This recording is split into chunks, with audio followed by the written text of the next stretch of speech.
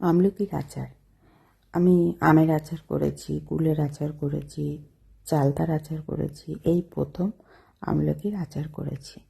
আমলকির আচারটা করেছি যখন ভিডিও তো করতেই হবে। বুড়োকে বললাম, ঘরে আমাদের এমনি এই সিজনে আমলকি আনে, তো বুড়োকে বললাম, বুড়ো আমলকি এনে দে। বুড়ো এতগুলো আমলকি নিয়ে এসছে, অতগুলো আমলকি আচার করতে গেলে অনেকটা গুড় লাগবে, অনেকটা হবে, এবার যদি ভালো না হয় এই চিন্তাও ছিল। তা আমি কিছু আমলকি প্রথমে আমলকি আনার পরে ধুয়ে ওগুলো জড়িতে শুকিয়ে নিয়েছি। তো কিছু আমলকি ধুয়ে একটা বাটিতে আমলকিগুলো দিয়ে রাইস কুকারে স্ট্যান্ড পেতে ওর মধ্যে ভাপে দিয়েছি। ভাপে হয়ে গেছে পর বেশি সময় লাগেনি। তারপর আমলকিগুলো একটা ঝুড়িতে ঢেলে ঠান্ডা করতে দিয়েছি। বেশি সেদ্ধ হয়নি, আধা সেদ্ধ হয়েছে। তারপরে ঠান্ডা হয়েছে পর আমার ছোট মেয়ে কাজগুলো করতে খুব ভালোবাসে, মাখা, তারপর বীজ ছাড়ানো, এই কাজগুলো পছন্দ। তো ও বলছে, মা আমি করবো। তো ও এগুলো বসে বসে বীজগুলো ছাড়িয়েছে। তবে কোয়াগুলো ছোট ছোট করে করা উচিত ছিল, যেভাবে দিয়েছে আমি ওইভাবেই করে নিয়েছি। একটু কুড়ে টাইপের তো সব কিছুতেই কুড়ে নিই, তাই দেখতে কিন্তু খুব সুন্দর লাগছে আমলকি। তারপরে কড়াতে একটু তেল দিয়েছি, সর্ষে ফোড়ন দিলে ভালো হতো, আমি দেইনি, শুধু তেলটা গরম হয়েছে, ওর মধ্যে আমলকিগুলো ছেড়ে দিয়েছি। ভেবেছি একবারে থালা ঢেলে দেবো, তারপর ভাবলাম না, যদি তেলটা ছিটিয়ে আসে, একটু ভয় ভয় পাচ্ছিলাম। তারপরে প্রথমে একটু হাত দিয়ে একটু ছেড়ে তারপর পুরো থালা ধরে ঢেলে দিয়েছি। দিয়ে এবার সবজি যেমন রান্না করে ওরকম করে নাড়াচাড়া করছি। তারপরে আর ওই নাড়াচাড়া করতে করতে খুন্তি দিয়েই কোয়াগুলো ভাগ ভাগ করে নিয়েছি।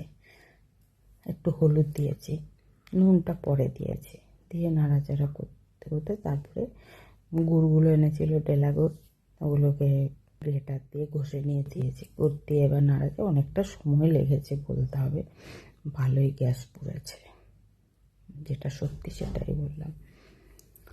নাড়াচাড়া করেই চলছি। এদিকে ওই আমলকি আচারের কিছু মশলা লেগেছে।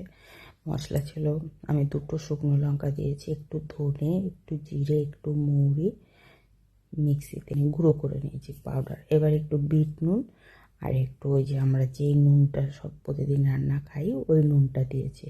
দেওয়ার পরে ওই যে ভাজা মশলাগুলো, আমার মশলাগুলো ঘরে বরাবরই তৈরি থাকে, আমার লাগে তো, আমার আর আলাদা করে চাটনির জন্য মশলা করতে হয়নি। আচার চাটনি যাই করি আমার ঘরে রেডিমেড মশলা থাকে। তারপরে শুধু জাল দিয়েছি, জাল দিতে দিতে গুড়টাও পাক হয়েছে। এই যে ফিনিশিংয়ে আচারটা এরকম হয়েছে, এটা অনেক দিন থাকবে।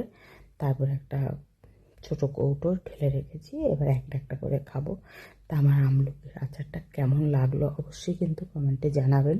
ভিডিওটা অনেকটাই বড় হয়েছে, কারণ পুরো আচারটা যদি দেখাতে হয় তাহলে ভিডিওটা তো বড়ই হবে। এখন সব কিছুই সবার সাথে শেয়ার করি, এটা বাদ দিলে কেমন লাগবে না। চেষ্টা করবেন বাড়িতে আমলকি আচার তৈরি করার, কারণ এটা